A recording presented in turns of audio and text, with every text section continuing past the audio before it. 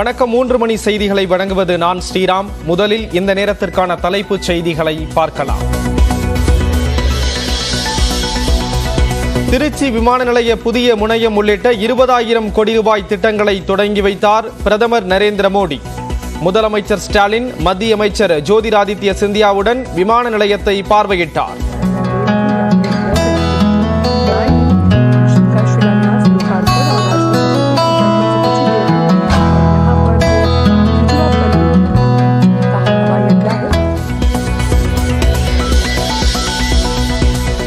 தமிழ்நாட்டுக்கு வரலாறு காணாத அளவில் நிதியை மத்திய அரசு ஒதுக்கி இருப்பதாக திருச்சி விழாவில் பிரதமர் நரேந்திர மோடி பேச்சு.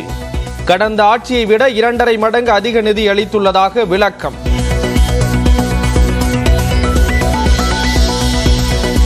சினிமாவில் மட்டுமல்ல, அரசியலிலும் கேப்டனாக திகழ்ந்தவர் விஜயகாந்த் என பிரதமர் மோடி புகழாரம். உலகின் எந்த இடத்திற்கு சென்றாலும் தமிழை புகழாமல் இருப்பதில்லை என்றும் நெகிழ்ச்சி. Thiru Vijaykanth ji.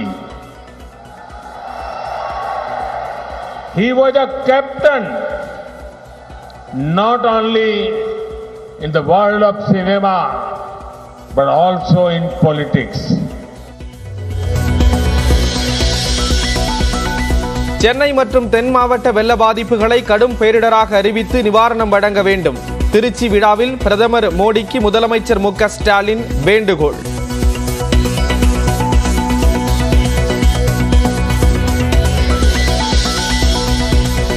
மக்களுக்கான தேவைகளை செய்து தர வேண்டிய கடமை மாநில அரசுகளுக்குத்தான் உள்ளது. கோரிக்கைகளை தொடர்ந்து தெரிவிப்பது அரசியல் முழக்கங்கள் அல்ல என பிரதமர் முன்னிலையில் பேசிய முதலமைச்சர். மாநிலத்துக்காக கோரிக்கை வைக்கிறதும் மாநில உரிமைகளை நிலைநாட்டுறதும் அங்கே வாழ்கிற மக்களோட கோரிக்கைகள் தானே தவிர அவை அரசியல் முழக்கங்கள் அல்ல. திருச்சியில் முதலமைச்சர் பேசிய போது மோடி மோடி என முழக்கம். அமைதியாக இருக்குமாறு கேட்டுக்கொண்ட பிரதமர்.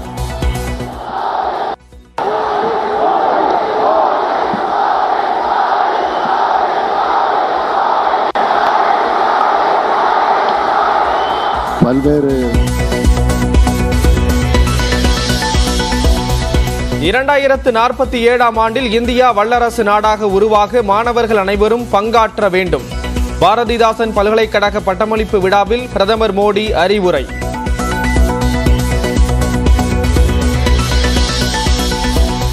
திருச்சியில் பட்டம் பெற்ற மாணவர்களுடன் குழு புகைப்படம் எடுத்துக் கொண்டார் பிரதமர் மோடி. மாணவர்களிடம் டெல்லிக்கு வர விருப்பமா என கேள்வி.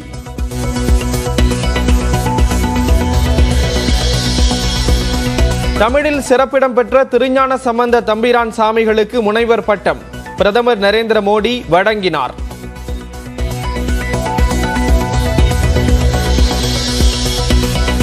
தமிழ்நாட்டில் ஓராண்டில் 1,40,000 பேருக்கு வேலை கிடைக்க அரசு நடவடிக்கை. பாரதிதாசன் பல்கலைக்கழக பட்டமளிப்பு விழாவில் முதலமைச்சர் ஸ்டாலின் பேச்சு.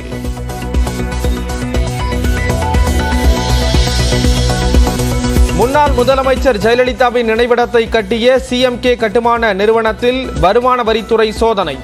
சென்னை, ஈரோடு நிறுவனங்களிலும் அதிகாரிகள் ஆய்வு.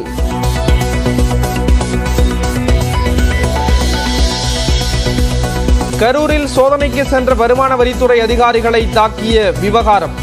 அமைச்சர் செந்தில் பாலாஜியின் ஆதரவாளர்கள் 4 பேருக்கு கரூர் நீதிமன்றம் வழங்கிய ஜாமீனை ரத்து செய்தது உயர்நீதிமன்ற மதுரை கிளை.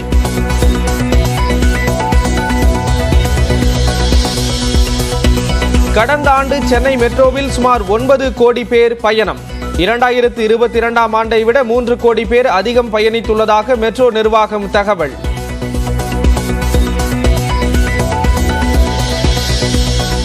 அயோத்தியில் வரும் 22ஆம் தேதி நடைபெறும் ராமர் கோயில் திறப்பு நிகழ்ச்சியில் பங்கேற்க நடிகர் ரஜினிகாந்த் மற்றும் குடும்பத்தினருக்கு அழைப்பு. விழாவில் பங்கேற்பதாக ரஜினி உறுதியளித்துள்ளதாக குழுவினர் தகவல்.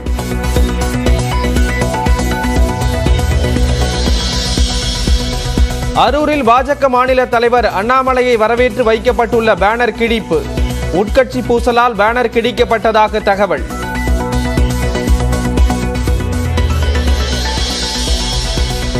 சென்னை மௌலிவாக்கம் கட்டட விபத்து தொடர்பாக சிபிஐ விசாரணை கோரிய வழக்கை முடித்து வைக்க முதலமைச்சர் தரப்பில் வலியுறுத்தல். விசாரணையை அடுத்த வாரத்துக்கு ஒத்திவைத்தது சென்னை உயர்நீதிமன்றம்.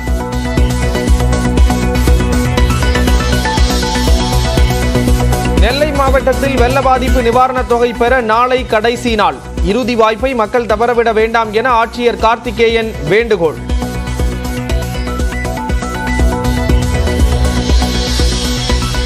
சேலம் பெரியார் பல்கலைக்கழக துணைவேந்தருக்கு ஜாமீன் வழங்கியது குறித்து விரிவான அறிக்கை தாக்கல் செய்க. சேலம் மாஜிஸ்ட்ரேட்டுக்கு சென்னை உயர்நீதிமன்றம் உத்தரவு.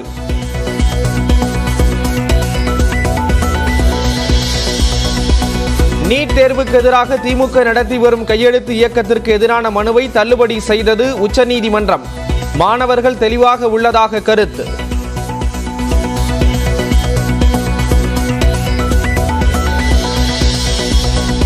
சொர்க்கவாசல் பிரவேச தரிசனம் மூலம் திருப்பதி கோயிலுக்கு கிடைத்த 40 கோடி ரூபாய் வருவாய்.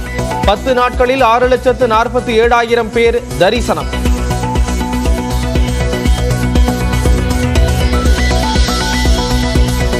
நீலகிரி மாவட்டத்தில் ஜனவரி 4 மற்றும் 5ஆம் தேதிகளில் கனமழைக்கு வாய்ப்பு. சென்னை வானிலை ஆய்வு மையம் கணிப்பு.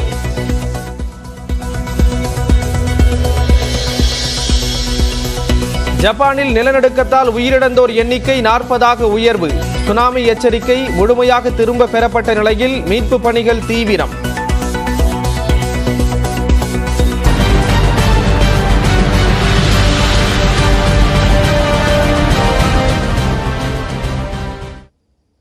திருச்சி விமான நிலையத்தில் புதிய முனையத்தை பிரதமர் நரேந்திர மோடி திறந்து வைத்தார். சென்னை மற்றும் தென் மாவட்ட வெள்ள பாதிப்புகளை தேசிய பேரிடராக அறிவித்து நிவாரணம் வழங்க வேண்டும் என்று முதலமைச்சர் மு.க.ஸ்டாலின் கேட்டுக் கொண்டார். பாரதிதாசன் பல்கலைக்கழக பட்டமளிப்பு விழா நிறைவடைந்ததும் பிரதமர் மோடி திருச்சி விமான நிலையம் புறப்பட்டு சென்றார். அங்கு சுமார் 1,100 கோடி ரூபாய் செலவில் பிரம்மாண்டமாக அமைக்கப்பட்டுள்ள புதிய முனையத்தை பிரதமர் மோடி திறந்து வைத்து பார்வையிட்டார். இந்நிகழ்ச்சியில் ஆளுநர் ஆர்.என். ரவி, முதலமைச்சர் மு.க.ஸ்டாலின், மத்திய அமைச்சர் ஜோதிராதித்ய சிந்தியா, இணையமைச்சர் எல். முருகன் உள்ளிட்டோர் கலந்து கொண்டனர். தொடர்ந்து முதலமைச்சர் பேசத் தொடங்கியதும் விழாவில் பங்கேற்றிருந்த பாஜகவினர் மோடி மோடி என முழக்கம் எழுப்பினர். அவர்களை அமைதியாக இருக்கும்படி சைகை மூலம் பிரதமர் மோடி அறிவுறுத்தினார்.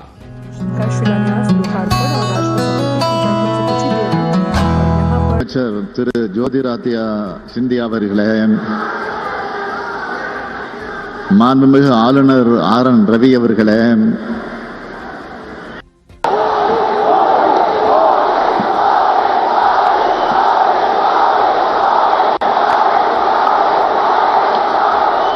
பல்வேறு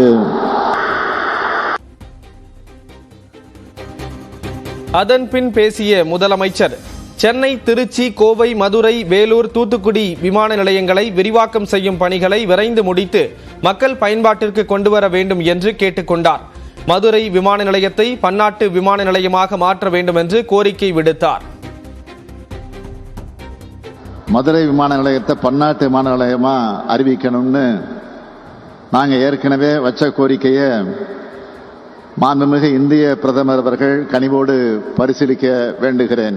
சென்னை பினாங்கு, சென்னை டோக்கியா இடையே நேரடி விமான சேவையை முன்னுரிமை அடிப்படையில் தொடங்கணும்னு நான் கேட்டுக்கொள்ள விரும்புகிறேன். அதோட சென்னை மெட்ரோ ரயில் திட்டத்தோட 2ஆம் கட்ட திட்டப் பணிகளுக்கு பங்கு பகிர்வு மாதிரி அடிப்படையில் ஒன்றிய அரசினுடைய பங்களிப்பை விரைந்து வழங்க மாண்புமிகு பிரதமர் அவர்களை கேட்டுக்கொள்ள விரும்புகிறேன். தமிழ்நாட்டில் தேசிய நெடுஞ்சாலைத்துறை சார்பில் செயல்படுத்தப்பட்டு வரும் திட்டப்பணிகளை விரைவுபடுத்த வேண்டும் என்றும், அண்மையில் இருவழிச்சாலைகளாக மேம்படுத்தப்பட்ட சாலைகளுக்கு சுங்க கட்டணம் வசூலிப்பதில் இருந்து விலக்களிக்க வேண்டும் என்றும் முதலமைச்சர் வலியுறுத்தினார். சென்னை மற்றும் தென் மாவட்ட வெள்ள பாதிப்புகளை கடுமையான இயற்கை பேரிடராக அறிவிக்க வேண்டும் என்றும் முதலமைச்சர் கேட்டுக் கொண்டார். கடந்த மாதம் சென்னை மற்றும் தென் மாவட்டங்களில் கடுமையான மழைப்பொழிவை தொடர்ந்து ஏற்பட்ட வெள்ளம் காரணமாக அந்த மாவட்டங்களில் பொது உட்கட்டமைப்புகளை பொறுத்து சேதமடைந்திருக்கு. மக்கள் வாழ்வாதாரமும் மோசமாக பாதிக்கப்பட்டிருக்கு. எனவே அவற்றை கடுமையான இயற்கை பேரிடர்கள் அறிவித்து தேசிய பேரிடர் நிவாரண நிதியிலிருந்து தமிழ்நாட்டுக்கு உரிய நிவாரண நிதியை வழங்க தமிழ்நாட்டு மக்கள் சார்பாக நான் மீண்டும் கேட்டுக்கொள்கிறேன். மாநிலத்துக்காக கோரிக்கை வைக்கிறதும் மாநில உரிமைகளை நிலைநாட்டுறதும் அங்கே வாழ்கிற மக்களோட கோரிக்கைகள் தானே தவிர அவை அரசியல் முழக்கங்கள் அல்ல. அந்த வகையில் தமிழ்நாடு அரசின் கோரிக்கைக்கு மாண்புமிகு பிரதமர் அவர்கள் நிச்சயமாக நிறைவேற்றி தருவார் என நான் நம்புகிறேன்.